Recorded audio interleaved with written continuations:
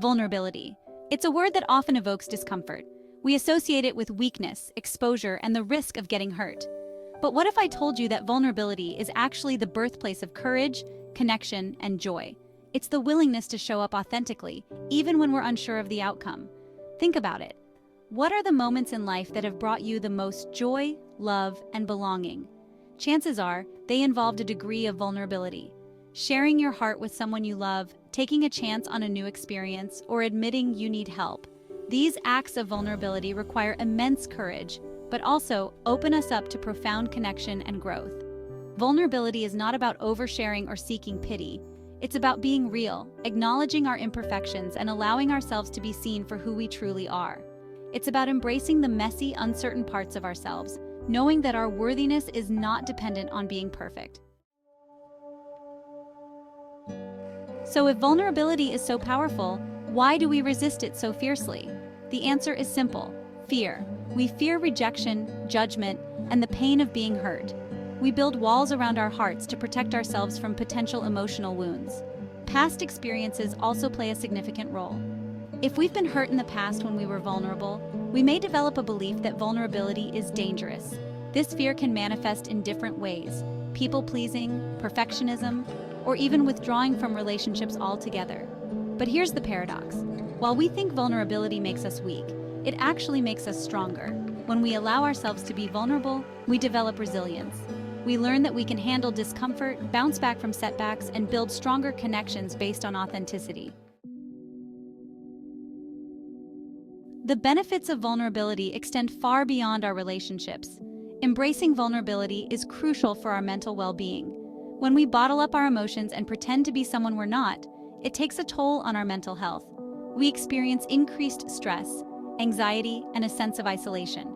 On the other hand, when we allow ourselves to be vulnerable, we create space for authenticity and self-acceptance.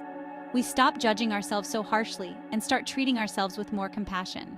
This self-compassion allows us to navigate challenges with greater resilience and build a stronger sense of self-worth. Vulnerability also opens the door to seeking help when we need it. Admitting we're struggling is not a sign of weakness, it's a sign of strength. It takes courage to reach out for support, and doing so can be a turning point in our journey towards healing and growth. Vulnerability is the foundation of authentic connection. It's what allows us to build trust, intimacy, and emotional safety with others. When we show up authentically in our relationships, we give others permission to do the same. Think about the people you feel closest to. Chances are, they are the ones you feel safe being vulnerable with.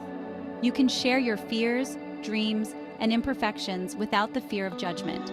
This mutual vulnerability creates a deep sense of connection and belonging. Of course, vulnerability in relationships requires careful navigation.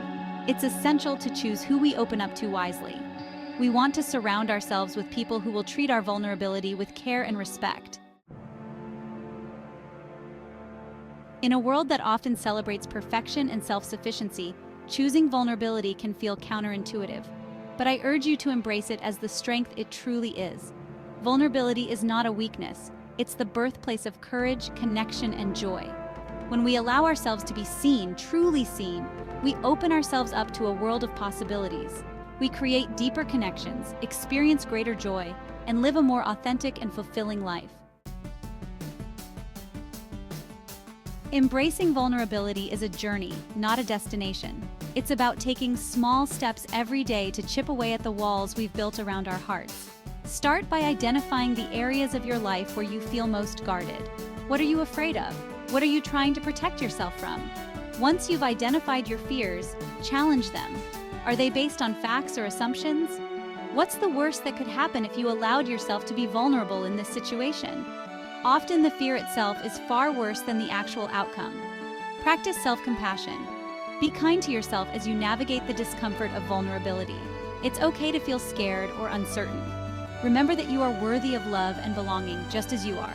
So go ahead, dare to be vulnerable. You might be surprised by what you find.